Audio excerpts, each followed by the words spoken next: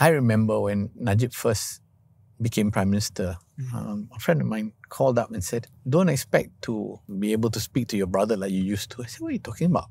He said, trust me, when they get in that chair, suddenly they don't like to hear the truth already. One day I went into his office and before I could even speak, he said, so, what have you got to complain about today?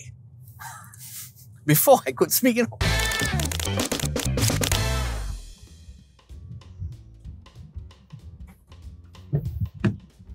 Hello. Assalamualaikum, Tan Sri. Waalaikumsalam. How are you, sir? I'm good, thank you. Good to see you. Good to have this opportunity untuk pick you up from your office. Office of Ikhlas Capital. Mungkin share a few words about Ikhlas Capital. What does it do? Yeah, thank you. Ikhlas is ASEAN private equity firm. Started Ikhlas after I left CIMB lah. Dia ada 4 partners. Myself, Kenny Kim yang dulu CFO CIMB. Kemudian Gita Wirawan. He was the former trade secretary of Indonesia. And then Cesar Purisima. He was the former finance secretary of the Philippines.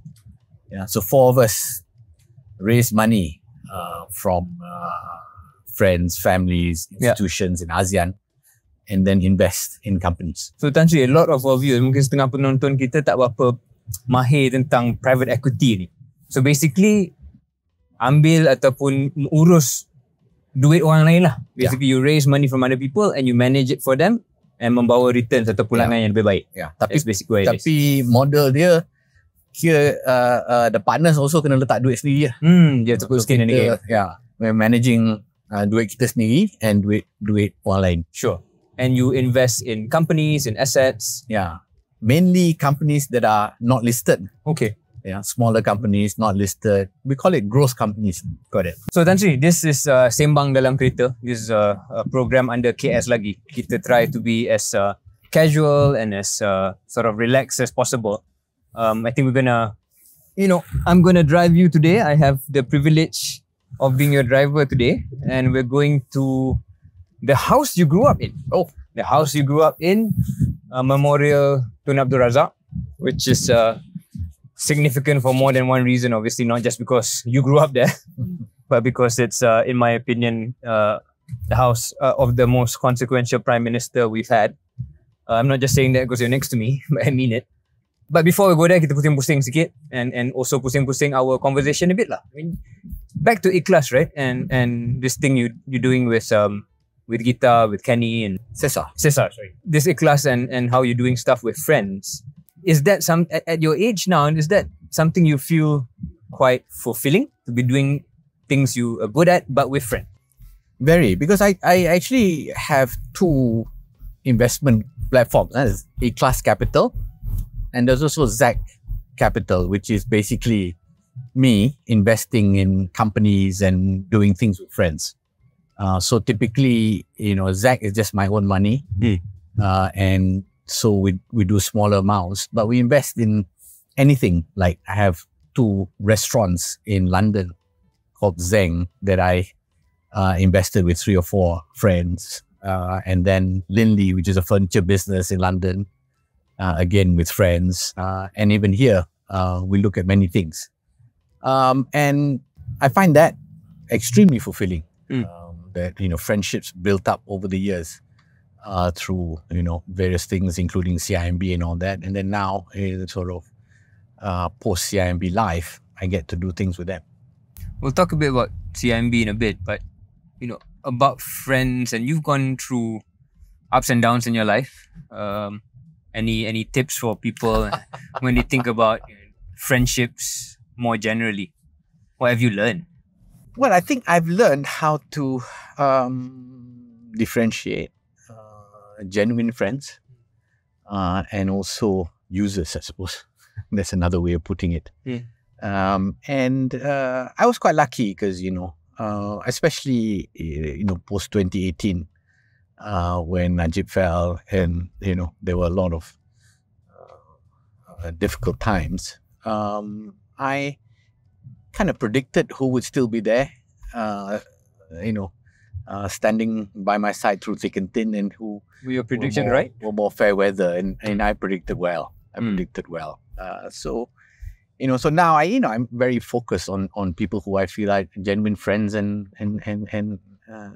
that feels good. You spoke of 2018. When the defeat came, did you expect even your stock would fall? Not really, because it was very difficult to anticipate what would happen. And I thought I was just running CIMB. And even though the government is a major shareholder of CIMB, I didn't think things would change for me at CIMB. So that was a bit of a surprise. I think those people who kind of warmed to me or were close to me simply because I was the PM's brother, and you anticipate there'll be some of that drop off or withdrawal. But it was complicated because, at the same time, many people also stayed away from me because they felt I was, not so supportive or close to Najib. So it's rather complicated. So you lost both sides of Yeah. So in a way, sometimes people say, you stand in the middle of the road, you get run down by a bus. Yeah, I can relate. Save that topic for a bit later because we're going to dive into that. That's also one of those moments where you found out who your friends were. Yeah, for sure. I think like many Malaysians, not enough I think, but many Malaysians read your book. And it seemed to me, apart from some of the more sensational bits, what really came through was your love for your father and for his legacy. We're going to go to the memorial after this. But how much did you realize that mattered to you? And when did you realize that? Yeah, I mean, there's a saying, the English saying is, life has to be understood backwards, but lived forwards. And I think writing the book was very important because it made me understand where I came from, the past, the legacy. And in a way, it made sense of my actions and behaviors as well. So that was when it landed on me that actually my father's legacy was very important as a sort of guiding principle for me. That it was always important in your life, but maybe it became really clear as you were writing the book. Yes, because I recall those days when we were young, he always used this phrase, jaga nama. Ini tak boleh, kena jaga nama. Dia selalu cakap macam tu. So then I remembered that, and I think that drove quite a lot of behavior on my part. And that's why you called your book, what's in the name? What's in the name? Di sebalik nama, the Malay translation. What are the things that, maybe you can share about what you do for fun now? What's important in life for you now? Before we go back to the earlier days, what's life for you like these days, apart from Ikhlas? Well, I spend a lot of time with friends and family. I think in recent years I've spent more time with my brothers. Maybe tell the viewers how many brothers you have. You probably only know I one have very 4 well. brothers. So of course Najib is the best known, and the other 3. And I think in 20 years it was a very difficult period. 20 post around this whole 2018, slightly before, slightly after. These are very, very difficult times. And ironically, I was writing my book in 2019, 2020. But at that time, I was asked to leave CIMB. I got, I was diagnosed with cancer. My mother passed away. So it was all happening at the same time. And also, I got, the government then went against me. I got investigated. So it was, and that can be quite scary. Shall we talk a bit about that now?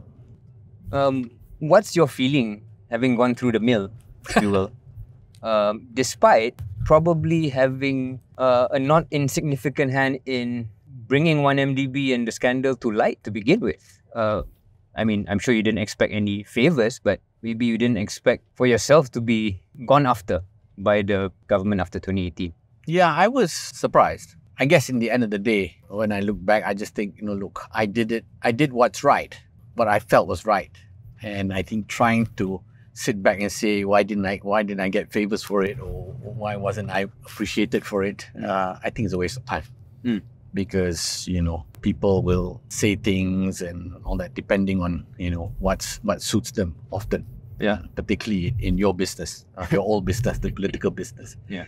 So I have no issue with the things I did, but it was challenging and initially quite distressing, I'm sure. Distressing and shocking that, look, there were people in government at that time after 2018 that said, look, thank you so much for bringing it to light, working together with the Edge and all that to bring this thing to light. And yet at the same time, people in that administration were kind of saying, you cannot, you have to resign from CIMB, and then, we need, you're suspected of this or whatever. So you get interrogated. I mean, putting your case aside, but using it as an example, what do you feel about this? About how there is still quite a known sort of intersection between whoever is in power and whoever is in leadership in corporate levels or GLC levels. Is that something we just got to live with? Well, no, because I think we need to change. We need to change things. I think we need to separate government from business. And I think this is the problem. After 2018, all GLCs were lumped together. Right? So whether you are like CIMB listed company, big listed company, Maybank, or you are Bank Perbankan, or you are SCDC, you all call GLC. So therefore, the government in power then decides, okay, so you're GLC, so it is my hak saya lah to determine who is in charge or who what you should do and direct you and all that. And I think that's a big flaw in the system. Yeah, kita kena separate GLC yang kira strategic for development, and also GLCs macam CIMB, which is really companies where the government is investing only because there's not enough private sector money. I can already see the cynic saying, it's easy for Tan Sri Nazir to say this, but he benefited when his family or his brother was in charge, and now he's like high and mighty about it. How would you respond to that kind of? Because I think you need to look at my own track record lah. When I joined CIMB, we were not a government company. Yeah. Right? I joined CIMB, it was a private... It was even called CIMB. It was called CIMB. It was a private merchant bank. Right. Right? Owned by listed company. And then, when it did acquisitions and bought Bank Bhumiputra, that's when we became a GLC. Yeah. And I wasn't appointed by Najib. My career had nothing to do with Najib. And actually, where our careers intersected was only in sort of 2008, when he became Minister of Finance under the Badawi administration. Before that, we kept quite separate. And I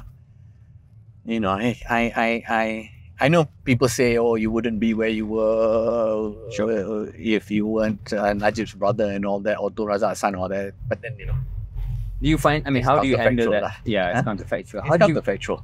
Yeah. In a very small way, I sometimes hear that of myself as well, and it's quite annoying. But for you, I can imagine it's even more, given what you've actually achieved. But I'm sure you've learned to make peace with that sort of you. Oh yeah. I mean, you can't let it bother you. You just have to, you work, and the best testimony comes from people who work with me or for me. All of, to the best of my knowledge, no one resorts to that if you come in close proximity to me.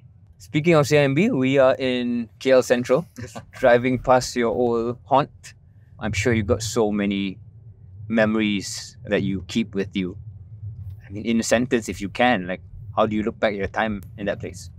No, I'm very, very, very, very proud of what I did at CIMB, it was my career. It was 29 years. When I joined CIMB, I was employee number 69. And then when I became CEO, there were maybe 400-500 people. And then we grew it into different, a wider range of businesses. And then we grew it into Indonesia, Thailand, Singapore, etc., regional. So at its peak, CIMB had like 45,000 staff. And, I was, I don't want to take all credit for it, but I was the ultimate leader for CIMB when it went from this small Malaysian merchant bank to this regional financial powerhouse. So it's there. And I'm glad also that since after I left, CIMB has continued to go from strength to strength. So this is obviously a Sembang Dalam Kereta. We try and keep it at least somewhat light. I know you, and for some reason a lot of people of your sort of profession like Chelsea. The money profession. Yeah.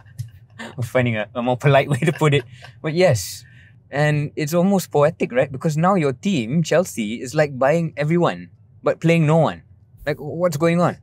I saw an article the other day about how Jennifer Lopez and Ben Affleck were married for 25 months. During that period, Chelsea signed 46 players. Oh. Now, it's so crazy. They got so many players. They got this bomb squad. What's a bomb? Bomb squad right. of players. Yes. Expensive players that they cannot fit into the team. Apparently, they're trying to model it after American sport, where you just own a lot of people and then sell a lot of people as well. Yes, I mean, it's very much what Todd Bowley did in baseball. So I have my doubts whether it will succeed in football. Yeah. But we'll see. It's crazy. I think there's something wrong with the fact that from one season to another, the whole team changes. This doesn't seem to be any, continuity at all. Yeah. I think that I have a problem. When I look at Chelsea in the old days, I knew, season after season for a very long time, I get John Terry, I get Frank Lampard. The spine of the team was quite consistent. Now, the whole team changes from season to season. Yeah. Are there sports that you watch, or is football really your main thing? Football is my main interest. Yeah. But of course, I play a lot of golf now because I can't play football. And you forget one sport that we play together. And we play paddle. This new sport, paddle, which is derived from squash, which I used to play with a lot. I don't know if you remember, CIMB was the big sponsor for Nicole David. Yes. I think that's one of our best investments. In terms of brand building. When I decided to... I remember those days, Youth and Sport Minister Azalina, YB Azalina, called me up and said, we need you to sponsor sport. Can you sponsor athletics? I'm like, no. But I'll take squash because there's this girl that's number 4 at that time at the world. Yeah. So I don't know whether she'll make it, but she's number 4. She looks pretty good. So of course, she had been sponsored by YTL until then. I didn't know that. Then YTL gave up. Yeah, that was a mistake. And then within months, she became number 1 and continued to be number 1 for a very, very long time. Yes, charm of CIMB. Other interests? Music? Music, I'm still stuck in the 80s. So you're better than me. I don't know you know this about me, but I kind of also, when it comes to that, I listen to Dylan, I listen to the music maybe of your generation, even earlier. Not very contemporary. I think you might find some overlap between our interests. Some of the groups that you like. I know you like Kool and the Gang for reasons I will not mention. Shalama. When you were young in the UK, did you watch live shows? Yeah, a little bit. I think, I watched Michael Jackson in concert. But still got KL. Right. But the most amazing concert I ever watched was Bee Gees.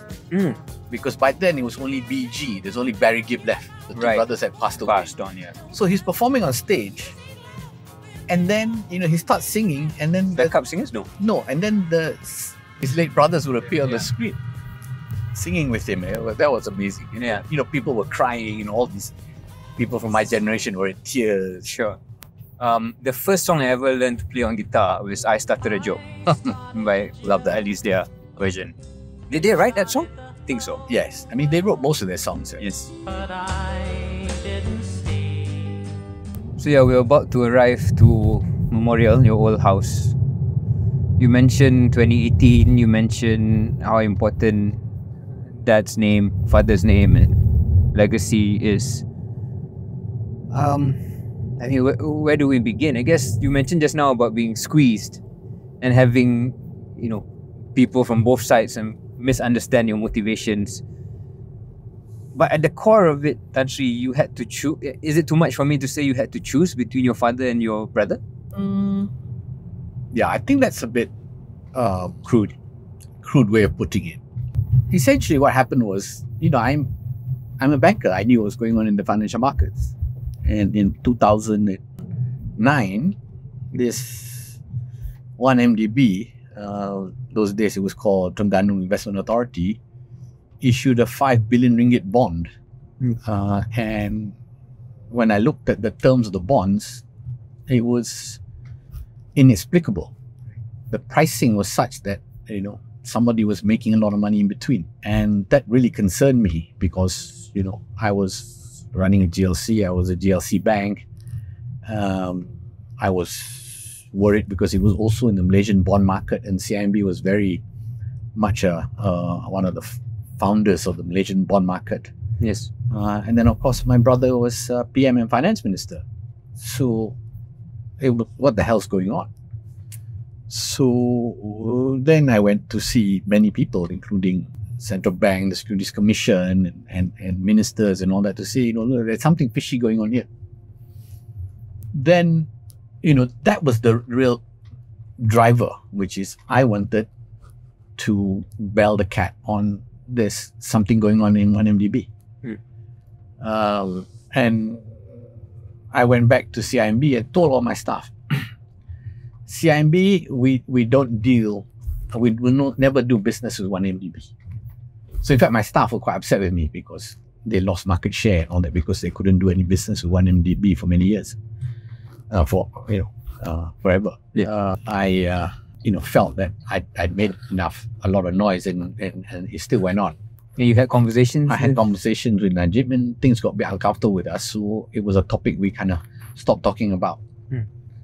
This would have been 2009, 2010. Right. And then came 2013 when, the noise just grew about stuff going on in 1MDB. There were more fundraisings and all that. So I then heard intel coming from the company, from inside the company, that, things were a bit fishy. Again, I went to see Najib and say, look, I think there's a big scam going on here. He seemed totally surprised and concerned. And to this day... And I still don't know what happened after that because, after that he consulted. He seemed to consult other people and whatever reasons best known to him, he didn't believe what I was saying. And it wasn't just me. Other people were also starting to say something fishy going on. Then I wrote an article called Remembering My Father. I never mentioned it very much, but between the lines you could read, people could read that this was, a sort of public rebuke about stuff that was going on, particularly 1MDB and to some extent the administration at that time. So Najib Camp got very upset with this article. So quite suddenly I had this, massive attacks on social media, which was, pretty scary. I don't know who exactly did it, but they were vicious. This was from people supporting your brother. I deduced that lah. So then, what do I do, right? So then I turned to an old friend of mine, Tong Kuyong. And then we discussed it, and they were also hearing stuff about 1MDB. And we said that, look, let's work together and expose this, because Najib really needs to know that there is a scandal, there is a big financial scandal happening at 1MDB. So that's where Tong and I collaborated on a few of the articles in The Edge at that This is time. Tong of The Edge here. Yeah. Shall we continue this discussion in Boleh. your old house? So yeah, we've just parked.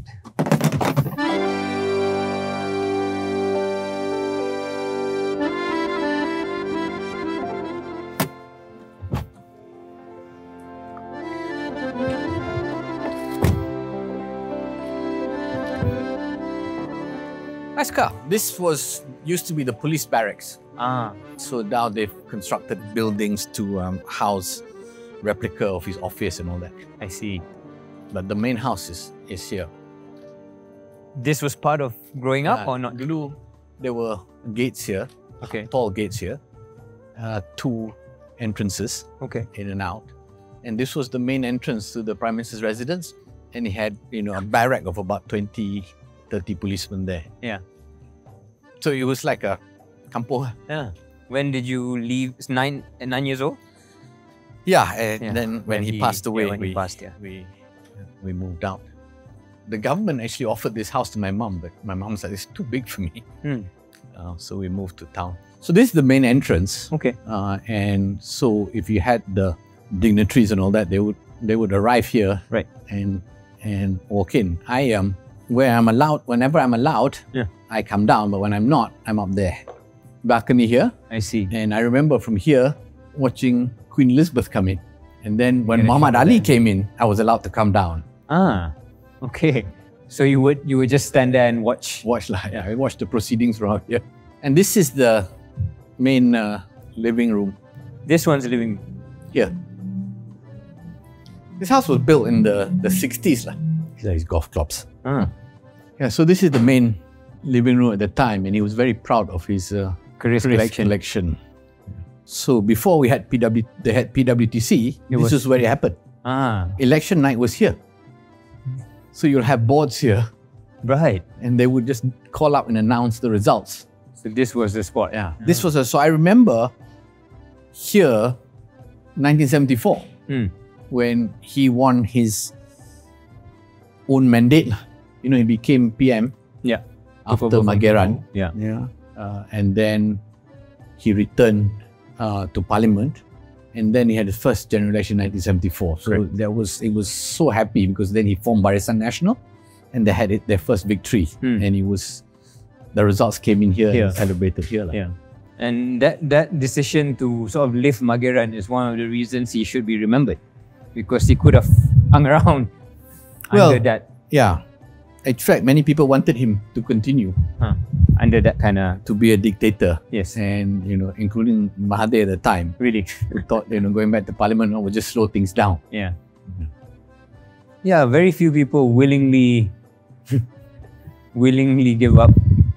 Yeah. And one interesting thing, if you read the quotes from then, he said, look, democracy, because I need the checks and balances. He said, Because I don't trust myself?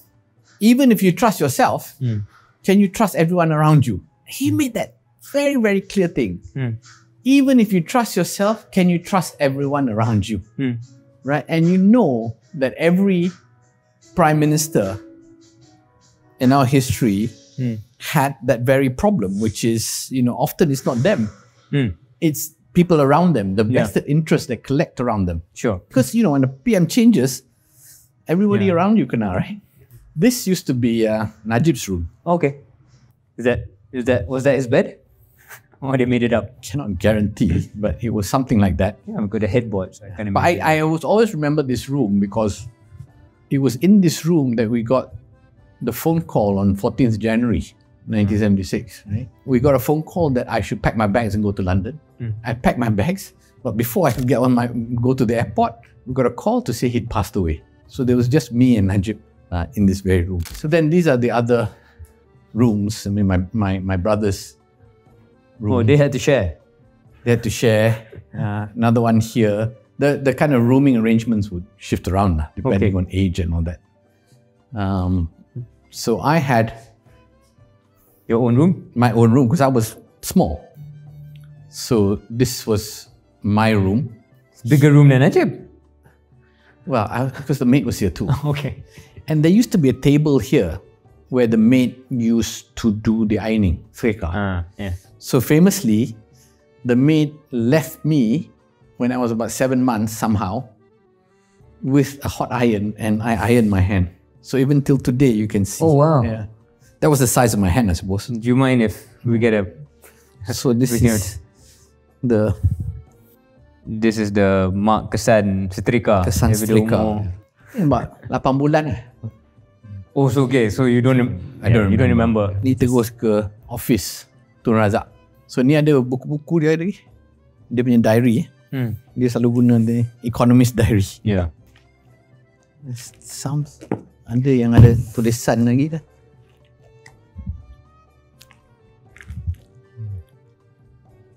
Tulisan dia lah ni. I don't know where the one with the tulisan dia.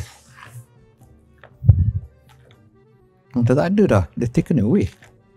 Kept it somewhere safer. Maybe. And then, But these are real. I mean, these are real. copies, yeah. But this is the telephones, direct lines. To? Chief of Police, Chief of Army, to the Agong. This is how they used to communicate. Mana ada yeah. handphone dulu kan? Yeah, tak ada WhatsApp. Yeah, tak ada WhatsApp. And ni, dia suka makan dinner sini. Malam-malam duduk sini. And this was his TV. And this is the very TV I watched the Holland-Germany World Cup final.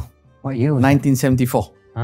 And he was so upset because he was supporting Johan Cruyff and the Dutch team. And that was Germany's first or second World Cup win. Yeah, second World Cup win. Yeah. So then here you go to his bedroom. So this has a beautiful view. Can't really see it, but it's two leg gardens down here. Okay. So this is one of my potential projects, which is, now that I'm chairman of Yayasan Tun Razak, we want to look at refurbishing the memorial. Yeah. I mean, a lot of it is intact, but it does look like it could use. Yeah, it needs sprucing up. Its work. And this was his bedroom. And this was the changing room. Connected. And then this is the bathroom where actually this is not a door, but the door is from there. Right. I remember walking in and finding a biawak in the bathtub. Kolek garden is, the thing is just there. This is like sort of the private quarters. It's private for him and mom. Yeah. Then there's a bit of a smaller study for him here. Right. So it was meant to be the Prime Minister's residence. But Tunku Rahman decided not to move in. So he's the only occupant. So he was the only occupant. And then after he passed away, Tun Hussein On lived here as Prime Minister. This was the old not Sri Perdana, but this was before they call it Sri Taman. And then Tun Mahathir then decided not to move in, converted into a museum, and he built Sri Perdana. Okay. On the other side. Shall we sit down and have a chat? Sure. So, Tan Sri, we are sitting on what I think is probably the couch that was already in this house many, many years ago. Maybe just jump right into it. We enjoyed a fantastic tour from you. Maybe a word or two about Yayasan Tun Razak that you now head and what you hope to achieve with it. Yes, I just got appointed Yayasan Tun Razak chair up last month. And its main remit is to preserve the legacy of Tun Razak, to support education and community building. But one of the key assets about preserving the legacy is this very building that we're in today. So one of the things I'm looking at is how to go about revitalizing this building, which clearly has been somewhat left unattended to for a while. Let's just say that. And I think there's a lot of potential for us to do a lot more to tell the history of Malaysian social politics, at least since the 1970s, if not even from independence, which I think is very important for the young today. Sure. They need to understand why Malaysia is the way it is today. Yeah. I think, we do a lot of things well, tapi satu benda we don't do so well is preserving whether it's physical structures, whether it's memory, whether it's the storytelling of our history. Somehow Malaysia tak berapa kuat benda tu. Yeah, but these things cost money. So that's the challenge. So I've been asking government, we need to set aside enough money to preserve our culture, our history.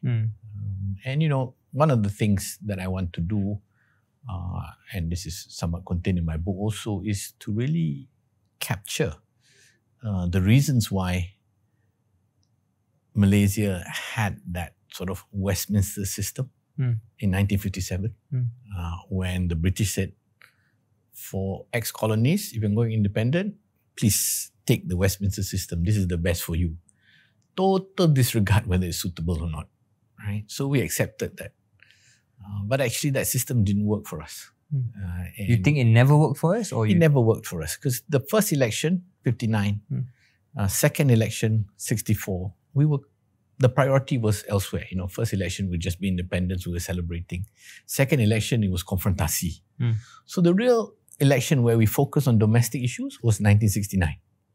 Of course, that system broke down, 1969. And then we had 22 months of Mageran. And during that time, we overhauled the system. So we must remember that today's system of government, checks and balances, etc., is actually Malaysia 2.0. 1.0 tak jadi, we got 2.0. After Mageran. And the 2.0 punya designers, Tun Razak, Tun Dr. Ismail, Tun Sambantan, dan lain-lain, they thought that this system was necessary for a time. Not forever, for a time. And I think with the new economic policy, they said 20 years. Yeah. But unfortunately, once this 2.0 got put in place, there was so much vested interest in preserving this system that we never reformed it. This system, this 1970 system remains in place. So I've argued elsewhere that Malaysia actually needs a 3.0. To relook at Malaysia today, relook at the system as it is, and evaluate whether we can enhance the system to suit the demands of today's global economy, today's Malaysians. So we need to do that. I know I've heard you speak quite passionately about your idea, and I think we'll get back to that about the failings of the system or the flaws of the system a bit later in our conversation. But coming back to the big event that probably precipitated a lot of these thoughts, I sort of nudged you in the car to suggest that it was a contest between preserving the legacy of your father, also being a good brother, and you very diplomatically suggested that it wasn't as simple as that. But we're here in the house you grew up in. There was clearly and surely split loyalties when you did what you did with Tong and with The Edge to bring it up. I mean, how do you reflect on those moments now? Well, it's hard because of the situation, how we all landed in the end, right? But at the time... And maybe tell the audience, what exactly did you do? Because maybe many Malaysians don't realize what you did. No, I worked with The Edge to research and expose what we thought was a massive financial scandal brewing at 1MDB. And then together, we lobbied many people. We went to see politicians, we went to see civil society, we went to see royalty or sultans to basically explain what we thought was going on, and saying that, this needs to be investigated, this needs to be stopped, and it needs to be investigated. That's all. There was Tong and I never looked at it as undermining Najib per se, right? We just needed this to stop because we thought it was getting very, very large. Yeah. And what did you think would happen? That he would listen and something would change? Yeah. I mean, and Tong has said this, that he then, I failed. So he had a private meeting with Najib and told Najib that you need to, this is happening, you need to charge Joe Look. That's what Tong told him. And Tong's writing a book about this at some point. Well, Tong will, I guess, eventually write his version of what happened. So that was all. I guess we never really thought of beyond that. We were very, very focused on that. And, we even flew to London to see a oldish guy called Mahathir Mohamad to then explain to him what was happening. You did a lot. So those were the things we did. And as I keep saying, other people did too. And there was, and sometimes I was collaborating with people even though they didn't know I was collaborating, because I would send them emails under a pseudonym. Right. So that we could share what was going on. I mean, in the end of the day, maybe I lost track of the fact that it was Najib in charge, right? I was just very focused on this massive financial scandal because I could see the numbers. It was billions and billions. I was very, very concerned. And until today, honestly, I do not know what Najib knew when he knew it. I honestly don't know. And it was never...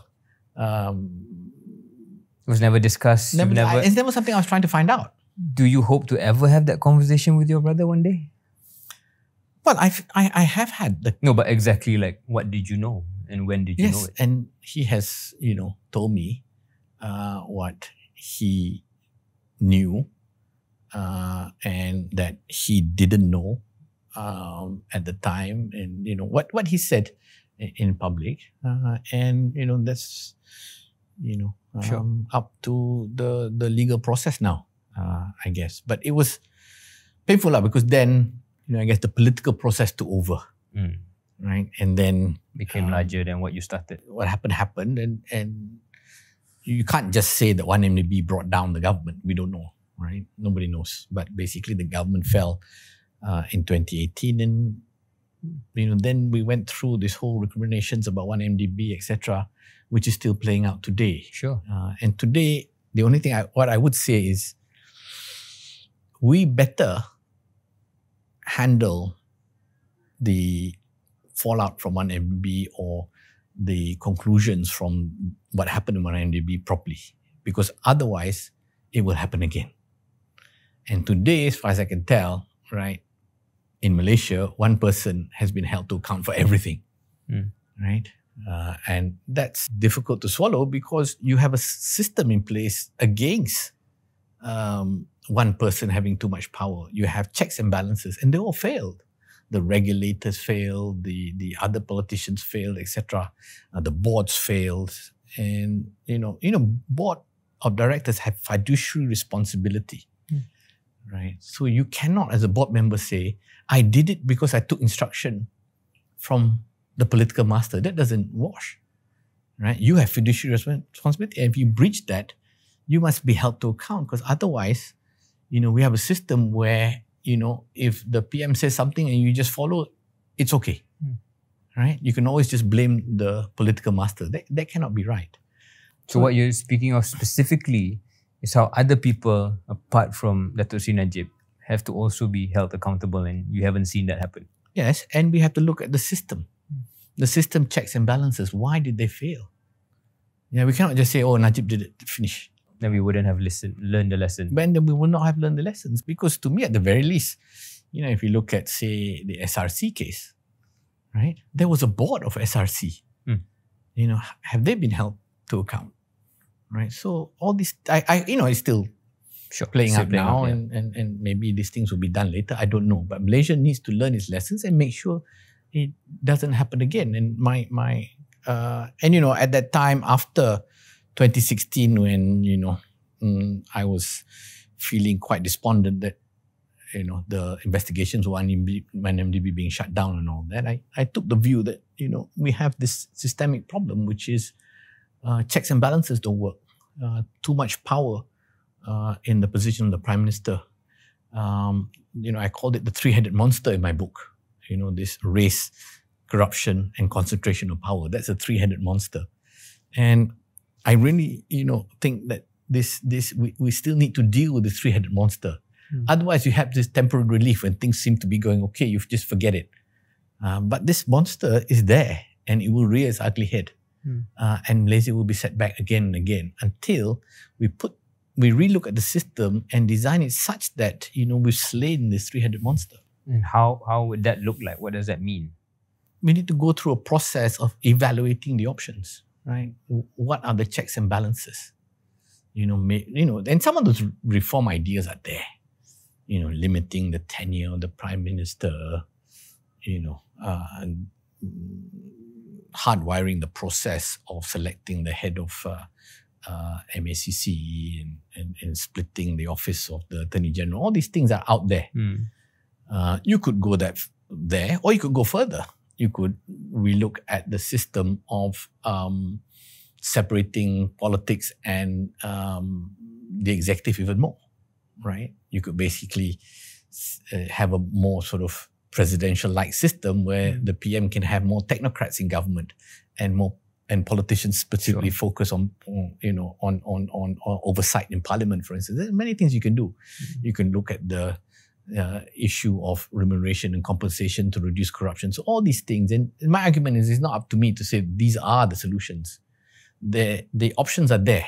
We need to put together the process of debating or deliberating what should happen. And this is a bit like what Tun Razak did in 1970 after May 13th. He set up the National Consultative Council. So this is a sort of offline process that we need to go through already to design Malaysia 3.0. Do you feel that what you've seen since 2018 suggests that the system is still problematic? Yes, it's problematic. I think it's still problematic because the same thing. It's the same system. There are different people. And these people, I think, are doing fine now, it seems. Will they continue to be fine? Right? Because one thing I learned in business is that people change. I had the most honest branch manager in Jakarta one day. 3 years later, he was stealing. And finally, we caught him. I interviewed him. I said, "You're so honest. What did you do?" "My wife had cancer." He stole money because his wife had cancer and because he could. Right? So people do things for many, many reasons. You need to create systems, the guardrails in place so that people cannot do things. Yeah, and that's what I think we're missing. We cannot just rely on the integrity of people because, the most honest guy today can turn dishonest. Yeah, and that's, to me, it's about systems. We're all creatures of systems. Yeah. Going back to what Tun Razak said, right? Even if I can trust myself, can I trust people around me? And can I trust myself tomorrow?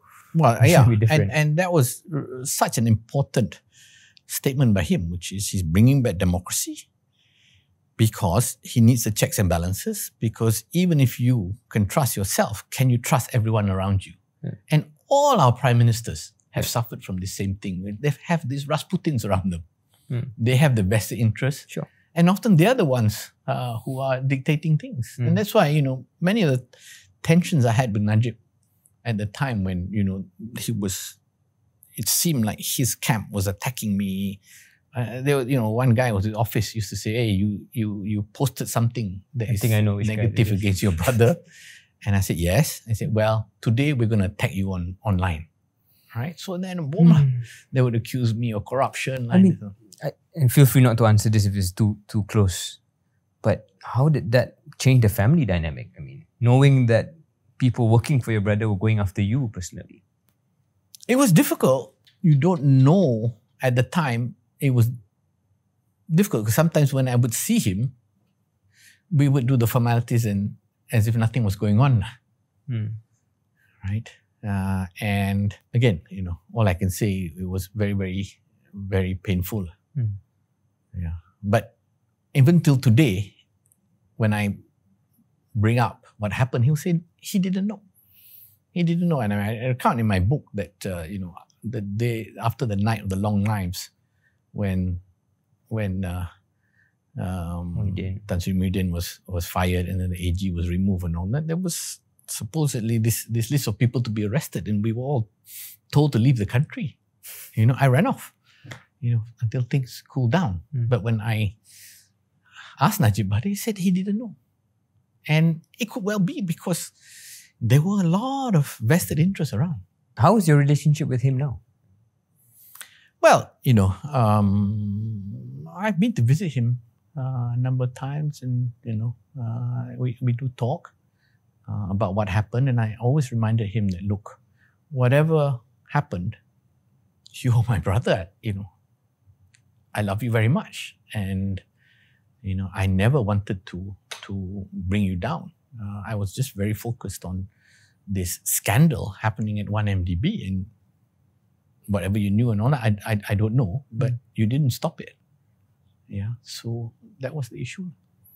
I mean, it's very hard to imagine how it is, how it must feel for you with this sort of split loyalties, or I don't want to put words in your mouth, but having these different equally legitimate feelings, right? Of loving a sibling, but at the same time doing what you feel is the right thing. And that's a impossibly difficult dilemma, I can imagine. What do you hope for him now? And what does the family hope for him? Well, I mean, the legal process is legal process, but we hope that he well, first of all, we hope he's not guilty, right? Secondly, of course, if he remains incarcerated, then we hope for him to be as accountable as possible. Yeah. Is there a sense with all this chatter around pardon, around home detention, is that something that the family would welcome? Or you yourself? Yeah. Of course, I would of course welcome that. But obviously with the proper due process and all the rest of it. Yes, of course. Going back to the broader conversations around the system itself, which I think you're quite passionate to speak about, looking back at what occurred,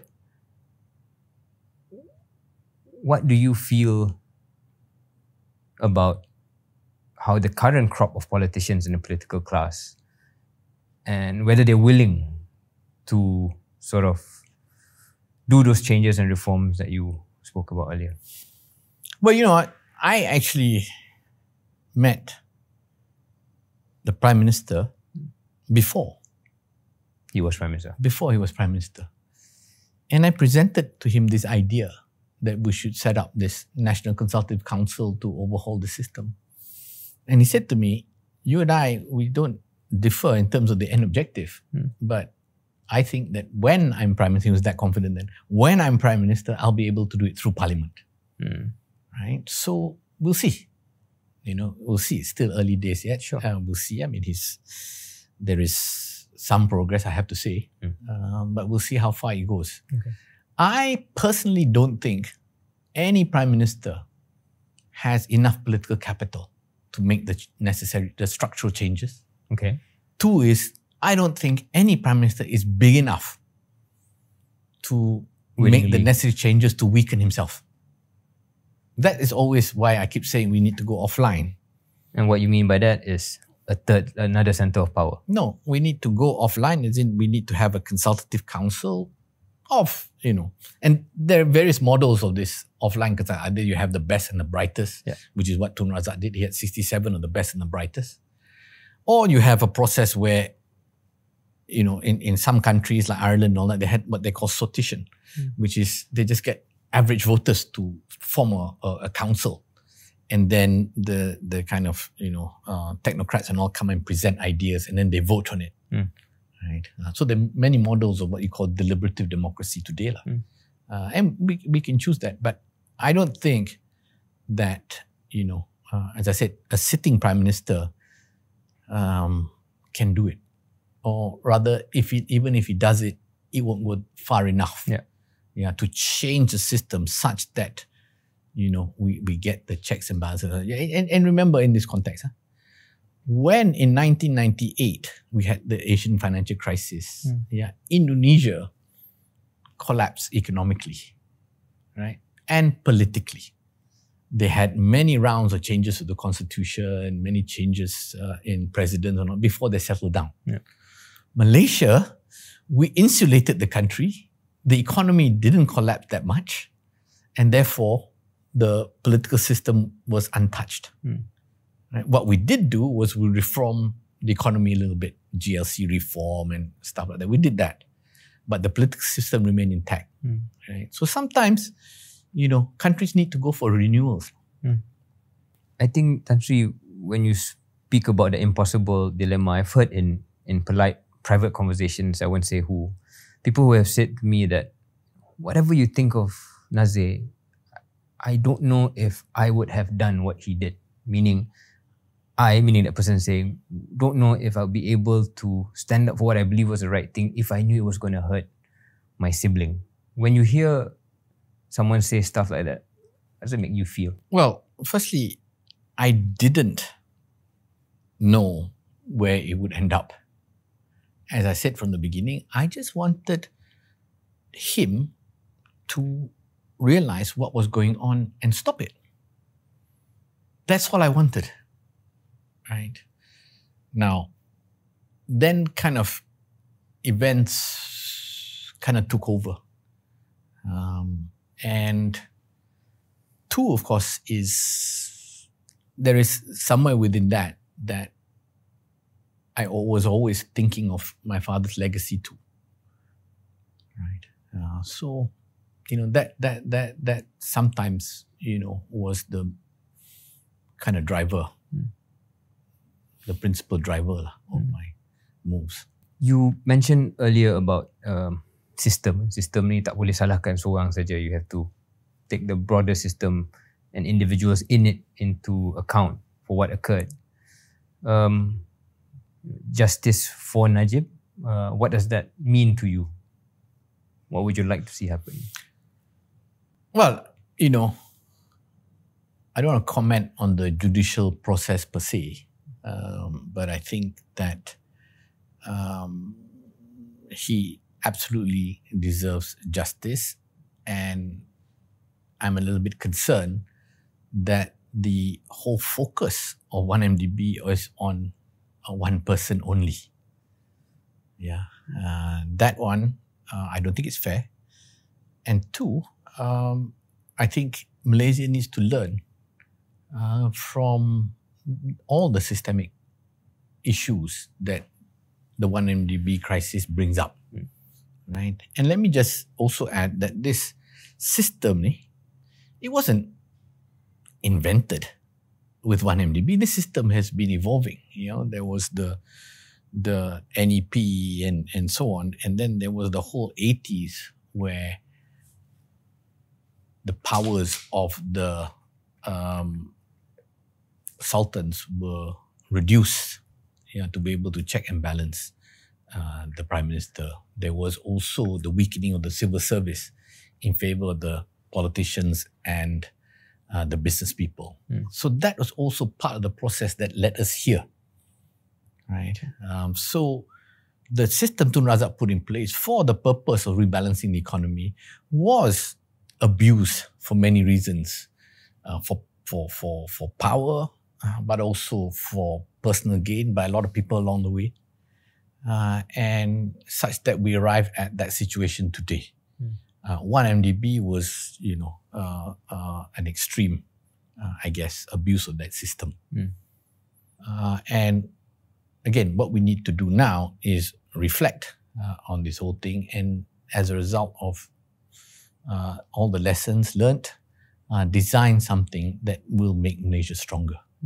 Yeah, and if you look at Indonesia today, the way they recalibrated the system. Look at what Jokowi was able to do in terms of composition of technocrats that led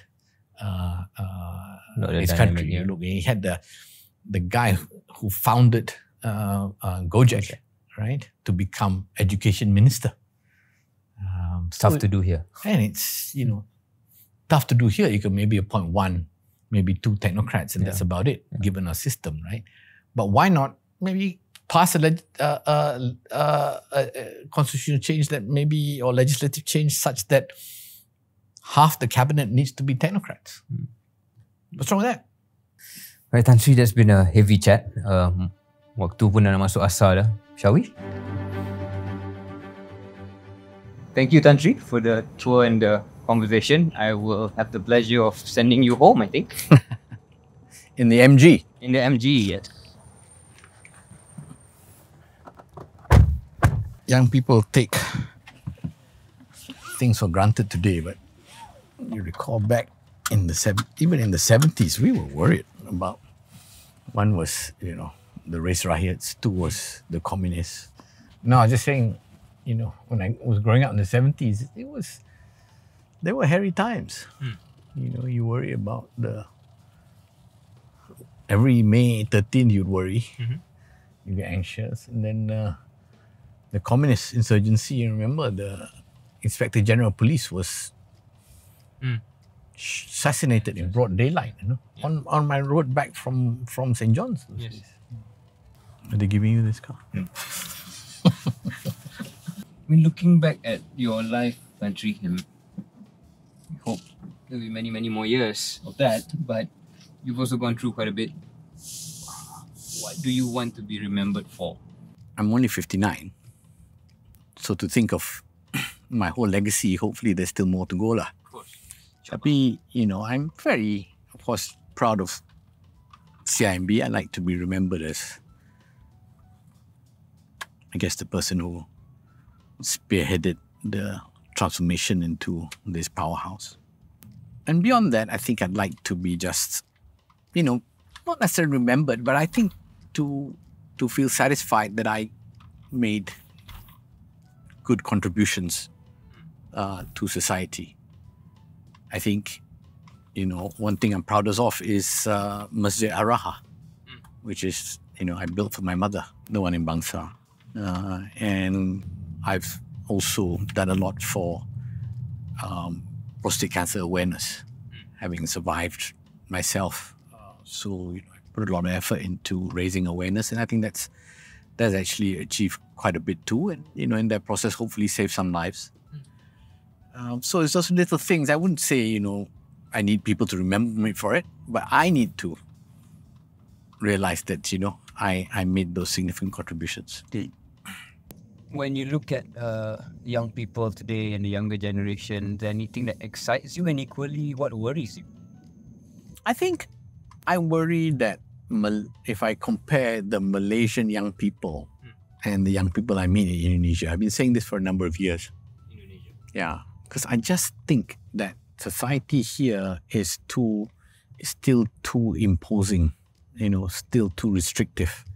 Maybe to some extent it's our education system, where we don't encourage people to speak up, and that sort of nationalism and positivity has somewhat, diminished over the years.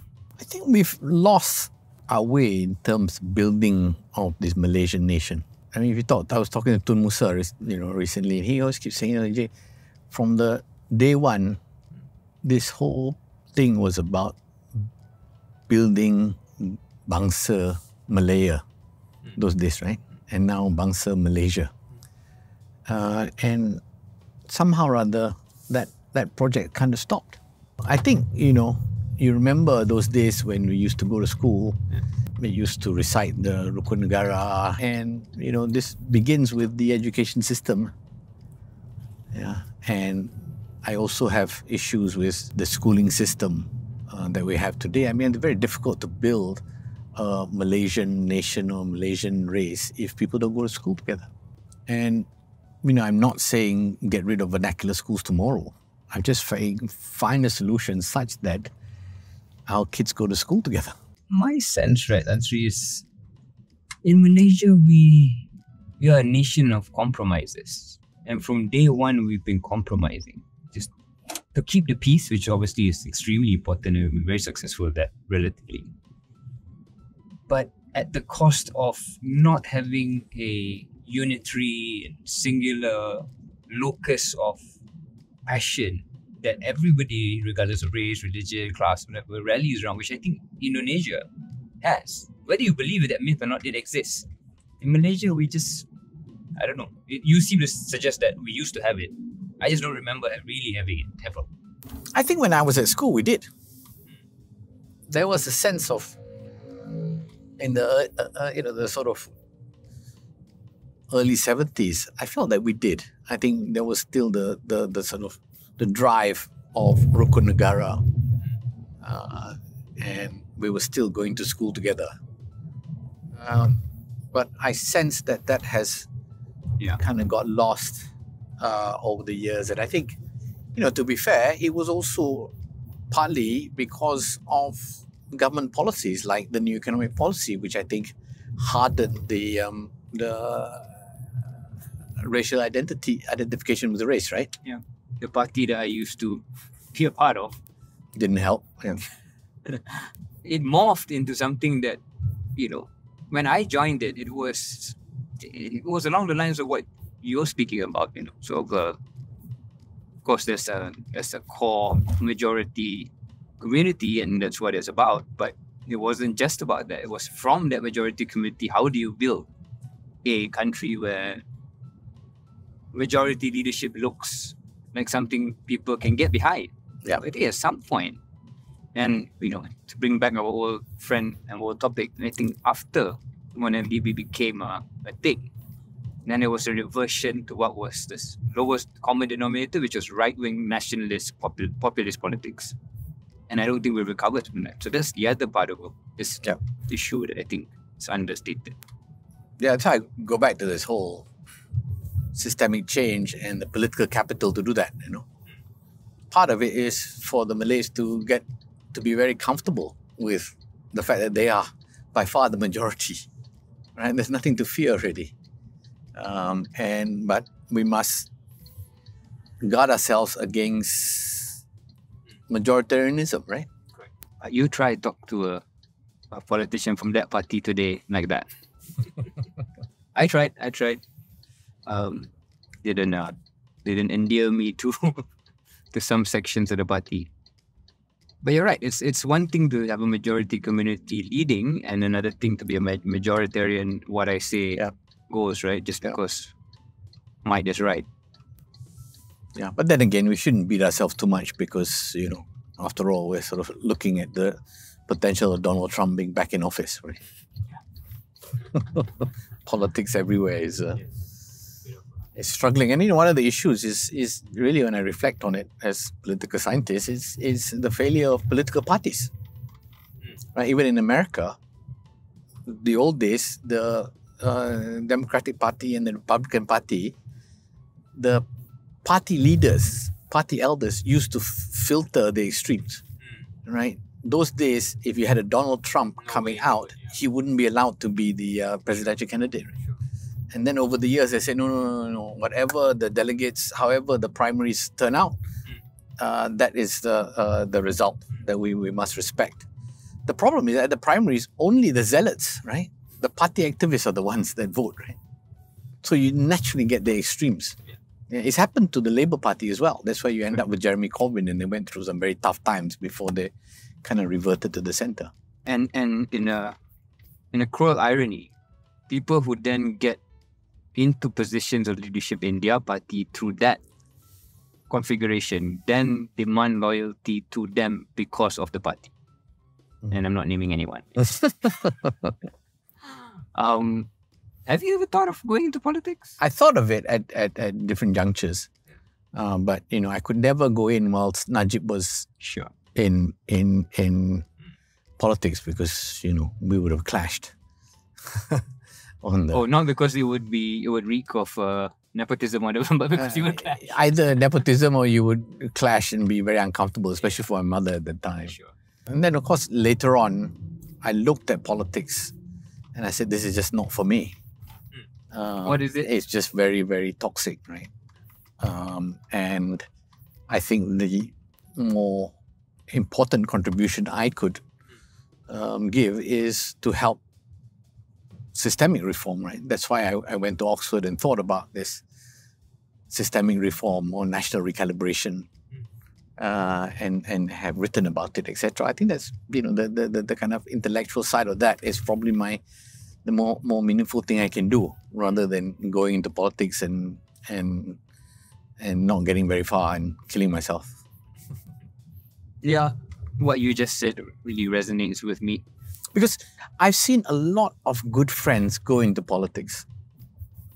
And then very soon, they do things in order to stay in politics. They find themselves having to compromise their principles. And then they say, okay, it's okay. I have to do this to survive, right? I don't believe in it, but I have to do it. And then after a while, they keep crossing the line, they're crossing the lines and all that. And after a while, they don't recognize themselves. Absolutely. Right? And then, and so to me, if we could reform politics in Malaysia today, right?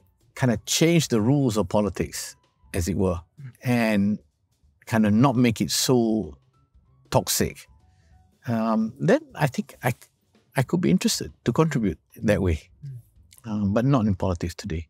You're absolutely right about this idea of compromising to stay relevant or stay in the game, so that you can do what you want to do, right? And that's how you justify it, and slowly it snowballs into something else, and before you know it, you forgot why you got in the first place. Yeah, I mean, in the end of the day, money talks, right? Power and money, right? So in order to stay there, you need money, and then you suddenly are addicted to the money, right? And then in order to keep having the money, then you start compromising your principles. And you say the money is not actually for me, but that's right. But I wonder whether we will live to see the day that can happen, even because it's just not in anybody's interest who is currently in the political class, anybody who is in the political class, to want to change it. And also, there's also a difficult and delicate subject of, will the people accept a situation where politicians do less of the retail component? And what I mean by this is, there's no more Santa Claus, right? But you look at social media now. I'm not even saying something that is like hush-hush. Look at social media now. And politicians at local level, MPs, adons, guess what videos get them the most likes? Photos on them giving out. Do it. Which, I'm not saying it's a bad thing. Memang bagus lah, you tolong orang kan. Tapi, when you have a political system that rewards and incentivizes that behavior, and that's what is expected of you as a politician, and you can't survive without it, then how? But you got to create a situation where nobody does it. But if the problem is that nobody does it, bumbung rumah orang tu tak repair, ataupun memang orang yang perlukan bantuan tu tak dapat. So it's also a question of, is our JKM, are our government agencies adequately funded? Exactly. So nobody does it, so that they have to rely on the government bodies lah. Yeah. Or just local politicians. Actually, not even if you're not an MP, if you are youth chief of that area, you'll be expected to contribute. And where are you going to get the money?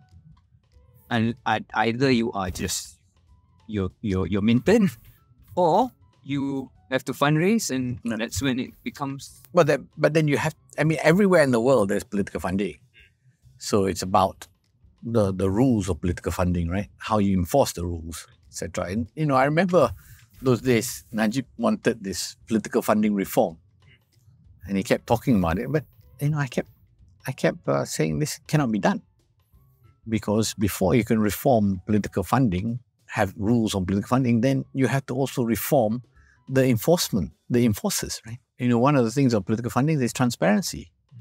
If you have a situation where the incumbent government can use the arm of the enforcers as they wish, then you got a problem, right? The opposition will never declare where the funding comes from. So I think this whole thing needs to be relooked at, and we have to design a system that's right for Malaysia. It's hard, but it's definitely not impossible. Will we become perfect? No, but I think we can become significantly better. And I think, now probably there's a little bit of a feel-good factor. Probably the extent of abuse and corruption isn't so bad. So people are taking their eye off the ball of this kind of need for systemic reform, right? But the time will come, right? The time will come, because the system is not fixed. And if you feel that if the incumbent government always uses the power of the enforcement agencies to their benefit, then one day, someone is going to lose the election and say, no, I don't want to give up power. Right? Because if I give up power, then I'm going to be charged in court. So then they'll say, no, I don't accept the results of the elections. Then the whole system will collapse. I don't want to wait for that before we change the system. I think what you're looking for is quite ambitious, and it would require people to either exit the system willingly, so people with political clout exiting the system willingly, to try and make it work, because you need the political class to say yes. Even if you got the other arms of government or centers of power, if you don't get the politicians push it from within, hard for people to take. Well, maybe we should ask the rulers. But that's what I'm saying. You've got to get on top of that. If the rulers were so inclined, I think you still need the politicians. But what I wanted to do when I was pushing for this was I wanted the government. I felt that the government had to be party to this whole process, otherwise there'll be all sorts of roadblocks and people won't participate because they fear the government, etc. So I tried to engage. It went to cabinet under the Ismail Sabri government, but got rejected unanimously, I'm told. Right, the cabinet. At the cabinet.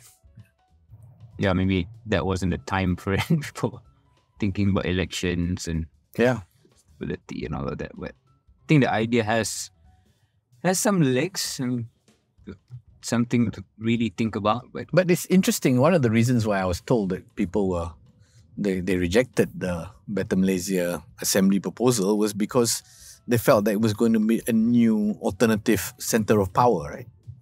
And it's quite interesting. Politicians always think that people crave for power, right? They find it very difficult to think that people just want to, contribute to designing a better system for the politicians to play, right? Not for me to play. I haven't fully thought through about implications about what you're saying, but I completely agree that the system is broken and it's just does not incentivize right behavior. It disincentivizes it. And that's why you get good people either never entering politics or going in and dying within a short period of time. Dying as in, can't survive, or they change, which is the most tragic. I've had so many friends who go in with the right intention. Yep. And then within 3-4 years, they just, like you said, right, they can't recognize that. Yeah, I've been in the very fateful conversations. Like, look, they were telling me, say, hey, in order for me to stay in politics, I need to do this, and it's really hard. So I said, okay, so quit. And then they're like, oh, but I don't want to quit. I've gone this far. It's okay lah, never mind. Yeah. One day if I ever feel I'm interesting enough to write a book, some of it will be about that. About the fact that politicians, and when I was a politician, you have split motivations and you have unholy motivations alongside the really sincere ones. So, there might have been moments where I felt that I should quit or I should speak out early. But I know by doing that, I'm done. My career is finished. I felt that the circumstances of my exile from politics was me taking that step. But I wonder whether I might have done that earlier. Yeah. But I think, even beyond politics, in the end of the day, power likes lalangs. Do you know what I mean? Right. If you're strong and you will resist, then power doesn't like you. Right? Whatever your positions are. Sure. But if you're lalang, you have no real position, then you will survive. This morning I was talking to PKNS. I was talking about this whole importance of speaking truth to power. Yeah. And how loyalty is about telling your boss that he's wrong. He or she is wrong. Disloyalty is actually agreeing when you know she's wrong. And it's hard, even in my small way being CEO. It takes some resolve to kind of say, okay, I will listen to this guy who's going to give me bad news. Right, who's going to be disagreeable. I need to listen because he's good. He's telling me the truth. You you gotta kind of almost step out of yourself to allow yourself. Yeah. I remember when Najib first became Prime Minister, a friend of mine called up and said, hey, don't expect to, be able to speak to your brother like you used to. I said, what are you talking about? So I said, he was close to many Prime Ministers. He said, trust me, when they get in that chair, suddenly they don't like to hear the truth already. Even from Yeah. So I remember I used to go in, and then one day I went in to his office, and before I could even speak, he said, so, what have you got to complain about today? Before I could speak, Then I knew already lah. Okay, so this is the end of our journey, Tan Sri, in MG car. Thank you to MG Motor Malaysia for sponsoring this car. They're still only lending it to me. They haven't given it to me yet. What do you think of the drive? It's a good drive. Yeah? It's a good drive. Smooth. I've never been in an MG before. Ever? Even the old one. So, That was a treat for me, and thanks for spending the afternoon. Pleasure. That was fun. Thank you. Thank you, sir. Bye.